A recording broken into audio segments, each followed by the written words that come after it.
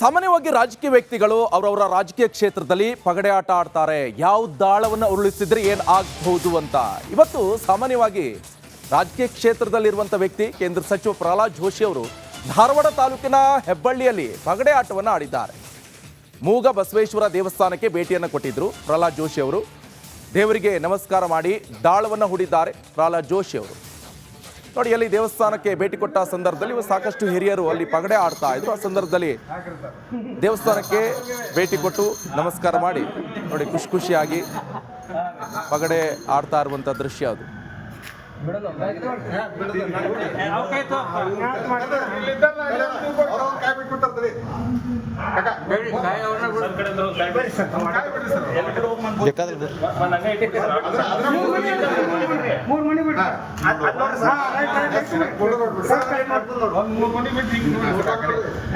ನೋಡಿ, ರಾಜ್ಯ ಸರ್ಕಾರದ ಮೇಲೆ ಈಗ ಸಾಲು ಆರೋಪ ಕೇಳಿ ಬರ್ತಾ ಇದೆ. ಈಗ ಬಡವರ ಅನ್ನಭಾಗ್ಯಕ್ಕೆ ಕನ್ನ ಹಾಕಿತ್ತ ಹಾಗಾದ್ರೆ ಸರ್ಕಾರ ಎನ್ನುವಂತ ಪ್ರಶ್ನೆ ಉದ್ಭವ ಆಗ್ತಾ ಇದೆ.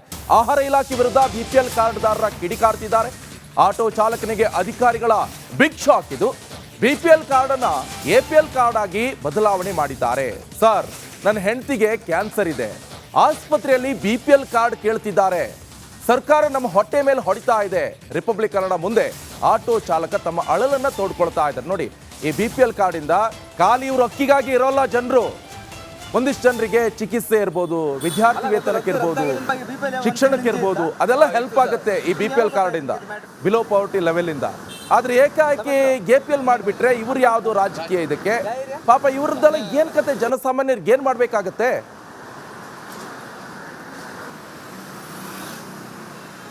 ಸರ್ಕಾರ ಸ್ಪಷ್ಟನೆ ಕೊಡಬೇಕಾಗತ್ತೆ. ಯಾಕಂದ್ರೆ ಒಬ್ಬ ಆಟೋ ಚಾಲಕ ಎಪಿಎಲ್ ಕಾರ್ಡ್ ಆಗಿದೆ, ಬಿಪಿಎಲ್ ಕಾರ್ಡ್ ರದ್ದು ಮಾಡಿದ್ದಾರೆ. ನಮ್ಮ ಜೊತೆಗೆ ಅವರೇ ಇದ್ರೆ ಮಾತಾಡ್ತೀನಿ. ಸರ್, ಬಿಪಿಎಲ್ ಕಾರ್ಡ್ ಯಾವಾಗಿತ್ತು, ಎಪಿಎಲ್ ಯಾವಾಗ ಆಯ್ತು? ಸರ್, ಹೋದ ತಿಂಗಳು ಸರ್. ಓಕೆ, ಹೋದ ತಿಂಗಳು ಅಕ್ಕಿ ತರಕ್ಕೆ ಹೋಗಿದಾಗ ರದ್ದಾಗಿದೆ, ಎಪಿಎಲ್ ಆಗಿದೆ ಅಂತ ಹೇಳಿದ್ರು ಸರ್. ಯಾಕಂತ ಕೇಳಿದ್ರೆ ಏನಾದ್ರು ಅಲ್ಲಿ ನಮ್ಗೆ ಗೊತ್ತಿಲ್ಲ ಅಂದ್ರು ಸರ್. ಓಕೆ, ಹೌದು ಸರ್. ಈ ಬಗ್ಗೆ ಏನಾದ್ರು ಸಚಿವರಿಗೆ ಮತ್ತು ಇಲಾಖೆಗೆ ಏನಾದ್ರು ಮನವಿ ಕೊಟ್ಟರೆ? ಏನಾದ್ರು ಕೊಟ್ಟಿದ್ದೀವಿ ಸರ್, ಲೆಟರ್ ಕೊಟ್ಟಿದ್ದೀವಿ, DC ಇಂದ ಸೈನ್ ಹಾಕಿ ಕೊಟ್ಟಿದ್ದೀವಿ. ಇಲ್ಲಿ ಫುಡ್ ಆಫೀಸ್ ಕೊಟ್ಟಿದ್ದೀವಿ. ಎಷ್ಟು ವರ್ಷಗಳಿಂದ ಬಿಪಿಎಲ್ ಇತ್ತು ನಿಮ್ಮ ಕಾರ್ಡ್ ಅಂತ? ಸರ್, ಅದೇ ಒಂದು 10 ವರ್ಷದಿಂದ ಇತ್ತು ಸರ್. ಬಿಪಿಎಲ್ ಕಾರ್ಡ್ ಇತ್ತು, ಏಕೆ ಎಪಿಎಲ್ ಕಾರ್ಡ್ ಮಾಡಿದ್ದಾರೆ ಸರ್. ಗ್ಯಾರಂಟಿ ಯೋಜನೆಯಿಂದ ಏನೋ 2,000 ರೂಪಾಯಿ ಹಣ ಕೊಡಲು ಈ ತರ ಮಾಡಿದ್ರ ಅಂತ ಏನಾದ್ರು ಅಂತ? 2,000 ಹಣ ಕೊಡಕ್ಕೆ ಹಿಂಗ್ ಮಾಡಿದ್ರು ಸರ್. ಓಕೆ, ಬಿಪಿಎಲ್ ಮಾಡಿದ್ರೆ ಎಪಿಎಲ್ ಮಾಡಿದ್ರೆ ಹಣ ಕೊಡಂಗಿಲ್ಲ ಅಂತ ಮಾಡಿದ್ರಂತೆ. ಸಮಯಕ್ಕಿಂತ 20 ನಿಮಿಷ ತಡವಾಗಿ ಕೊಡೋದು, ಆಮೇಲೆ ನೀವು ಬರ್ದಿಲ್ಲ, ಲೇಟ್ ಆಯ್ತು, ಅದನ್ನೆಲ್ಲ ಕೇಳೋಕೆ ಹೋಗಲ್ಲ ಅವರು. ಅವರು ಟೈಮ್ ಆದ್ರ ಮೇಲೆ ಅವರು ಪ್ರಶ್ನೆ ಪತ್ರಿಕೆ ಕೊಟ್ಟಿದ್ರಲ್ಲ, ಉತ್ತರ ಪತ್ರಿಕೆಯನ್ನು ತಗೊಂಡು ಹೋಗ್ತಾರೆ ಕಲೆಕ್ಟ್ ಮಾಡಿಕೊಂಡು.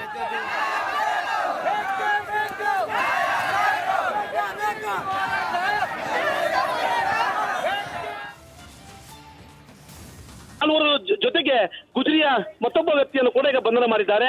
ಸದ್ಯ ತನಿಖೆ ಕೈಗೊಂಡಿರುವಂತಹದ್ದು. ಇದೀಗ ಮುಂದೆ ಎಲ್ಲಿಗೆ ನಿವೃತ್ತಿ ಹಾಗಾದ್ರೆ ಸರ್ಕಾರಿ ಜಾಗದಲ್ಲಿ ಇಟ್ಟಂತಹ ವಸ್ತುಗಳನ್ನೇ ಈಗ ಕಳ್ಳತನ ಮಾಡ್ಲಿಕ್ಕೆ ಮುಂದಾಗಿದ್ದಾರೆ ಅಂತಂದ್ರೆ ಯಾವ ರೀತಿ ಅಧಿಕಾರಿಗಳು ಕೆಲಸ ಮಾಡ್ತಾ ಇದ್ದಾರೆ ಅಂತಕ್ಕಂಥದ್ದು ಒಂದು ಕಡೆ ಯಕ್ಷ ಪ್ರಶ್ನೆ ಆಗ್ತಿರುವಂತದ್ದು.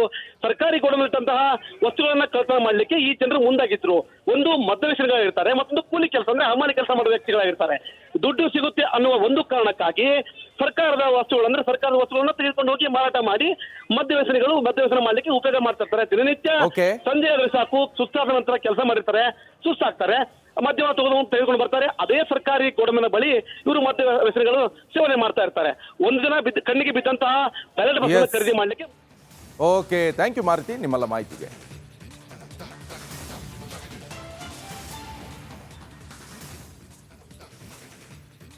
ಸಾಮಾನ್ಯವಾಗಿ ರಾಜಕೀಯ ವ್ಯಕ್ತಿಗಳು ಅವರವರ ರಾಜಕೀಯ ಕ್ಷೇತ್ರದಲ್ಲಿ ಪಗಡೆ ಆಟ ಆಡ್ತಾರೆ. ಯಾವ ದಾಳವನ್ನು ಉರುಳಿಸಿದ್ರೆ ಏನು ಆಗಬಹುದು ಅಂತ.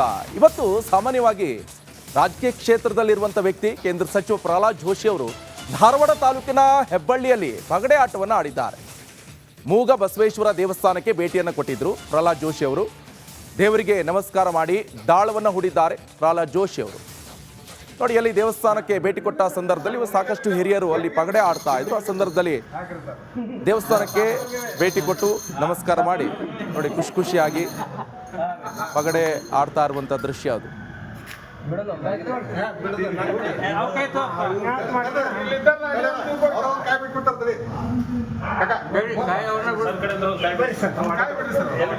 ಬೇಕಾದ್ರೆ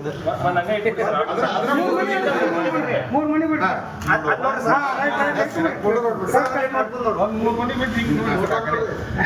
ನೋಡಿ, ರಾಜ್ಯ ಸರ್ಕಾರದ ಮೇಲೆ ಈಗ ಸಾಲು ಸಾಲು ಆರೋಪ ಕೇಳಿ ಬರ್ತಾ ಇದೆ. ಈಗ ಬಡವರ ಅನ್ನಭಾಗ್ಯಕ್ಕೆ ಕನ್ನ ಹಾಕಿತ್ತ ಹಾಗಾದ್ರೆ ಸರ್ಕಾರ ಎನ್ನುವಂತ ಪ್ರಶ್ನೆ ಉದ್ಭವ ಆಗ್ತಾ ಇದೆ.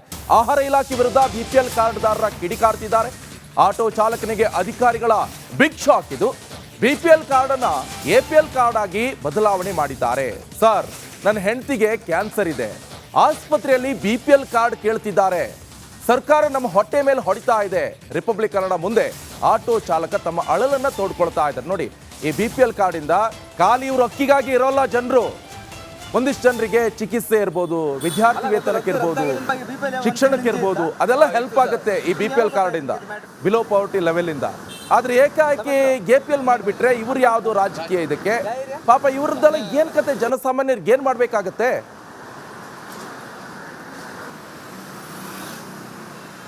ಸರ್ಕಾರ ಸ್ಪಷ್ಟನೆ ಕೊಡಬೇಕಾಗತ್ತೆ. ಯಾಕಂದ್ರೆ ಒಬ್ಬ ಆಟೋ ಚಾಲಕ ಎಪಿಎಲ್ ಕಾರ್ಡ್ ಆಗಿದೆ, ಬಿಪಿಎಲ್ ಕಾರ್ಡ್ ರದ್ದು ಮಾಡಿದ್ದಾರೆ. ನಮ್ಮ ಜೊತೆಗೆ ಅವರೇ ಇದ್ರೆ ಮಾತಾಡ್ತೀನಿ.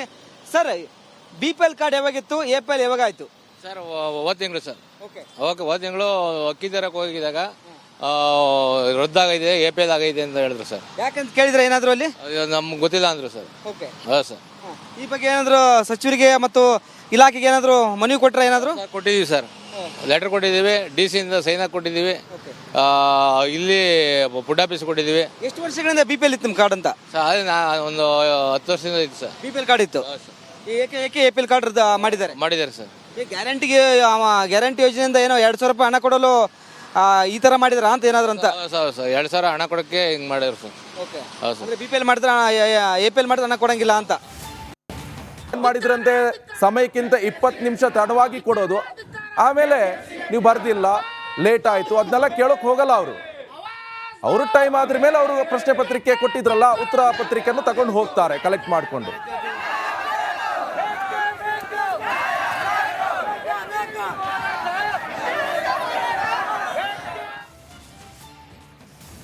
ನಾಲ್ವರು ಜೊತೆಗೆ ಗುಜರಿಯ ಮತ್ತೊಬ್ಬ ವ್ಯಕ್ತಿಯನ್ನು ಕೂಡ ಈಗ ಬಂಧನ ಮಾಡಿದ್ದಾರೆ.